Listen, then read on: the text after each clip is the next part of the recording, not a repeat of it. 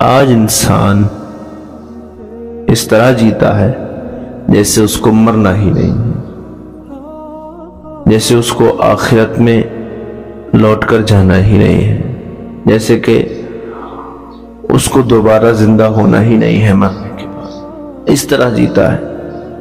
بھول مت کہ تجھے حساب بھی دینا ہے، بھول مت کہ تجھے اللہ کے سامنے پیش بھی ہونا ہے۔ کبھی تو زبر تھا، پھر زیر ہوگا، پھر تجھے پیش بھی ہونا ہے۔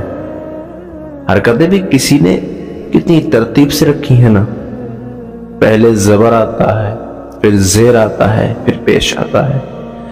اس سے مطلب نکالا جائے تو یہ نکلے گا کہ اللہ نے پہلے تجھے پیدا کر کے زبر کر دیا، پھر تجھے مار کر زیر کر دیا، مگر یاد رکھ پھر مرنے کے بعد تجھے پیش بھی ہونا ہوگا۔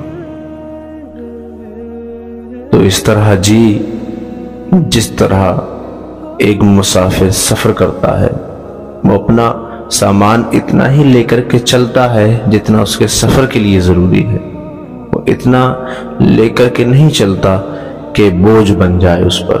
اور وہ مسافر کامیاب نہیں ہوتا جو دنیا بھر کا سامان اپنے ساتھ لادے پھرے اور آخرت اور اپنی منزل تک پہنچنے میں دشواری پیدا کرے، کیونکہ جب زیادہ سامان ہوگا تو وہ آخرت تک اپنی منزل تک پہنچنے میں اس کو دشواری ضرور پیدا ہوگی۔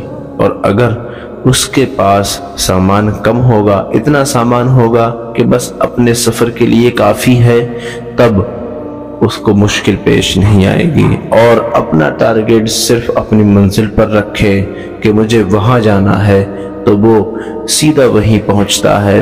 اور اگر اس کو اپنی منزل کا پتہ ہی نہیں، بس سوار ہو گیا، بس جہاں پہنچ جاؤں، جہاں جاؤں چلا جاؤں، بس دنیا پر چھوڑ دیا، تو یاد رکھ وہ دنیا تجھے لات مار دے گی، دھوکہ دے دے گی، کیونکہ یہ دنیا دھوکے کا سامان ہے۔ تو اس لیے ہمیں اپنا ارادہ پکا کرنا چاہیے کہ ہم سفر کر رہے ہیں تو ہمیں کہاں سے جائیں گے اور کہاں تک جائیں گے، اللہ نے ہمیں دنیا میں کیوں بھیجا ہے اور کس لیے بھیجا ہے اور کہاں جانا ہے۔ تو ان چیزوں پر دھیان دینا بہت ضروری ہے۔ مثال کے طور پر اگر کوئی انسان بس میں سوار ہو جائے، اب اس سے کوئی معلوم کرے کہ آپ اس بس میں کیوں سوار ہوئے، کہاں جا رہے ہیں، تو کہے گا پتہ نہیں، کیوں سوار ہوئے یہ بھی پتہ نہیں ہے، کہاں جا رہا ہوں یہی پتہ نہیں ہے، تو آپ کیا کہیں گے؟ یہ بالکل بے وقوف انسان ہے، پاگل انسان۔ ایسے ہی جب کوئی دنیا میں آیا ہے تو اس کا ضرور کوئی مطلب ہے، بغیر مطلب کے اگر وہ جی رہا ہے تو وہ اس پاگل انسان سے کم نہیں جو بس میں بغیر جانکاری کے سوار ہو گیا۔